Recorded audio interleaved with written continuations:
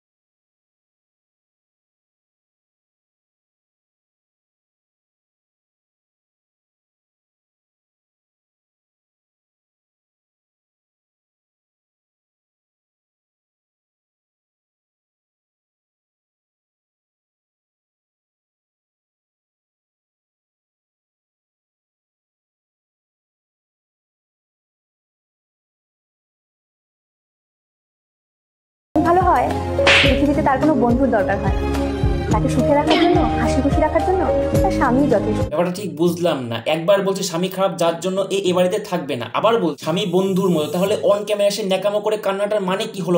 ও হচ্ছে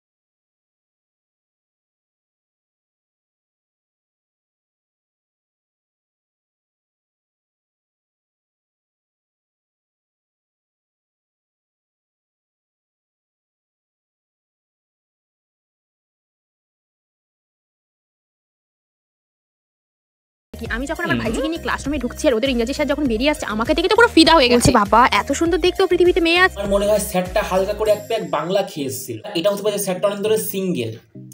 বলছি ডিলটা কত হলো? আজকে আমি খুব এক্সাইটেড কারণ আমি স্যারের সাথে স্যারের বাড়িতে যাচ্ছি ভ্যালেন্টাইন ডে পালন। ভীষণ মজা হচ্ছে কারণ তার বাড়িতে যাচ্ছি, তার বাড়ির লোকজন আজকে আমাকে দেখে। বোঝো কাণ্ড, বৌদি দেখছো তুমি হাবাসি বৌদি হয়ে গেছে, একদিকে দেওয়ার একদিকে টিচার। বলছি ওর তুমি এত ইমিউনিটি রাখো কোথায়, মানে এত পারো কি করে?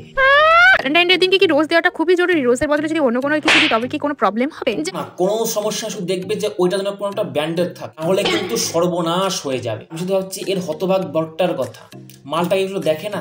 ফাইনালি আমি প্রেগনেন্ট হয়ে গিয়েছি, তো তাই আমার খুব খেতে ইচ্ছা করছে টমেটো। যা সর্বনাশ হয়ে গেল, এই জন্য বলেছিলাম ব্যান্ডের কিনতে। কে জানে যে এটার পেছনে বা কোন পাড়ার কার অবদান রয়েছে। বাংলা পেয়ে গেছে আমার আনন্দ। আমার মনে হয় এই ব্যাপারে আরো কিছু বললে ভগবান উপর থেকে আমার ভিডিও বেঁকে দিতে পারে। তাই বন্ধুরা আজকে ভিডিওটা এই পর্যন্তই। কেমন হলো জানিও, আর ভালো লাগে যদি আমাদের শেয়ার করে দিও।